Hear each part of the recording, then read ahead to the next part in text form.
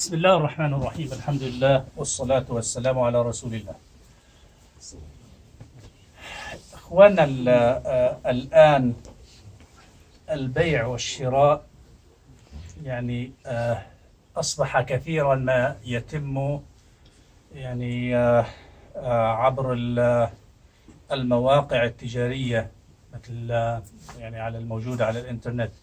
Many people nowadays they are marketing through the net, eBay, and there's so many websites that where you can buy and sell through them.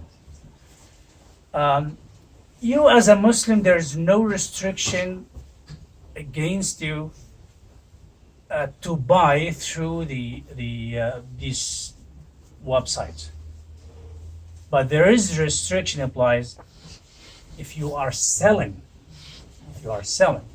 I mean, if I'm buying through the eBay, there is no restriction. I can just pick and choose any website and buy the things that I wanted to.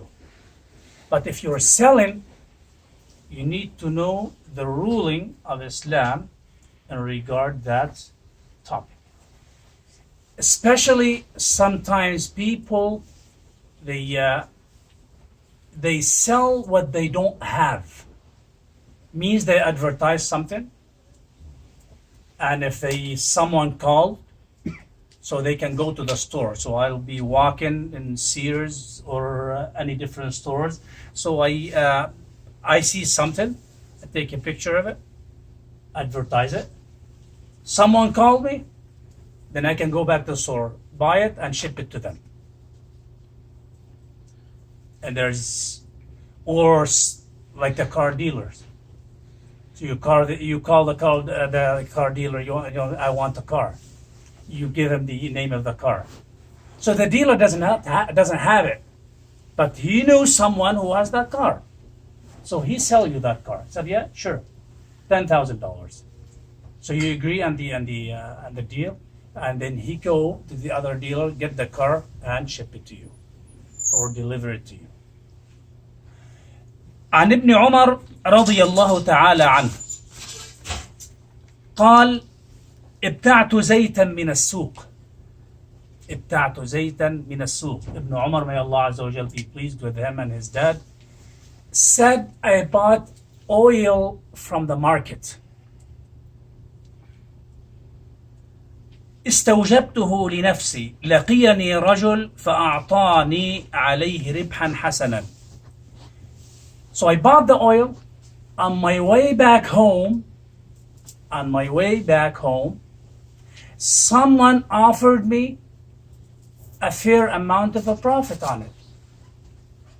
So I attempt to sell it to him, and send another man knock or tap on my shoulder from the back.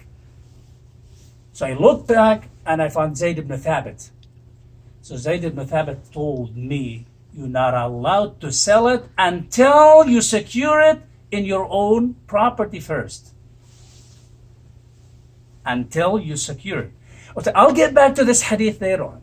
Hakim ibn Hizam, one of the Sahabi, قال يا رسول الله يأتيني الناس يريد أن يبتاعوا مني شيئا ليس عندي فأذهب إلى السوق فأشتريه ثم أبيعه لهم فقال له النبي صلى الله عليه وسلم لا تبع ما ليس عندك. Hakim ibn Hizam said, people they come to me wanted to buy things that I don't have, but I know the place where they sell it. So I make the deal with them, I'll get the money, and then I run to the market, buy that product that they are seeking or they're looking for, and I ship it to them. So the Prophet of Allah told them, do not sell what you don't have. Don't sell what you don't have or what you don't own. So this is a clear hadith that no one is allowed. It's not permissible for you to sell what you don't have. So you cannot advertise things on the internet And then when someone showed interest of it, you go to the store, you buy it, and you ship it to them. Why? You're going to ask me, why is it permissible? It's not permissible for us to make this kind of deal. هذا يسمى بيع الغرر. بيع الغرر. What happened if you received that money, you went to the market, and the store they raised the price up on you? Then what do? Or you went there and you found that they sold the product. Then what do? Somehow you lost the money. So how could you return the money back to the guy? Or you bought the product, on your way home you went through a car accident. The product is damaged. Then what do? You already received that money. الخطر ببيع ما ليس عندك لأنك لا تأمن سلامته. لا تأمن السلامة. انت اشتريت شغلة، رحت جبتها، صار معك حادث سيارة راحت، أو صاحب المحل قال لك بعتها، ما عادت موجودة عندي. Then what do? You have to return the money that you received from the other guy who want to buy it. What happened if you lost the money and you don't have the money to pay it back to him? Then you're gonna go use your visa. Here you go. Now you're using it. You're dealing with interest. So you're putting yourself in jeopardy of not being able to return that money back. So when you don't have the product, you don't sell it. Now, what happened if you bought something? You bought it. Before you get home, someone called you. Like the hadith of Ibn Umar. And he said, you know what? That's really nice jacket. Or that's, you went to the auction. Some people, they go to the auction and they buy a whole amount of food, right? Just in one price. So before you get home, your friend told you, you know what? The one who was bidding in the auction, you won the deal. So your friend told you know what? I'll give you a profit on it. Let me have it. Both of you in the auction. You won the deal. Your friend told you, you know what? Please, I need it really bad. I'll give you $100. Let me have it. It's not permissible to sell it. لأن ابن عمر ماذا قال? I bought the oil from the market. Someone offered me a fair amount of a profit before I got home. Zayd ibn Thabit told me that the Prophet of Allah made it clear that it's not permissible for one to sell what he bought unless he secure it in his own home. You need to get that product home. You need to test it to see it's good. Yes. If it's not good, you're not allowed to sell it. What about if he said, well, you know what? I'm gonna give you the $100. Here's $100, and I'll take it. I'll stop by your home today and take that product. And somehow someone stole the product. So you need to get your product home. You need to test it. You need to investigate if everything, if all details, all the product is good, and then you're allowed to put it on sale again.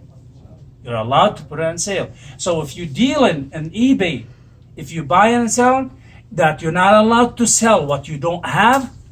And even if you bought it, you cannot sell it unless you get it and secure it at your own property. You bought a car from the auction. Before you take it home, someone offered you a profit while it's still in the parking lot. You can't. You need to drive that car home. You need to check it. Everything okay in it? According to the rules? Is it safe to sell? If it's not safe to sell, that you have to explain to the one who showed interest of it that this car got this and this and that.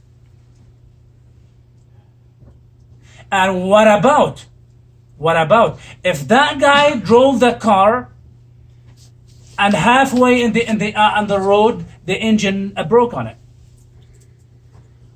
So who will be reliable for it? As is, there's nothing in the Islam as is. You have the option to return it. When you make a deal, you have the option to tell the owner that's I'm gonna check it out. I'm gonna check it. And if the auction knew that you sold the car, then they won't be reliable for it.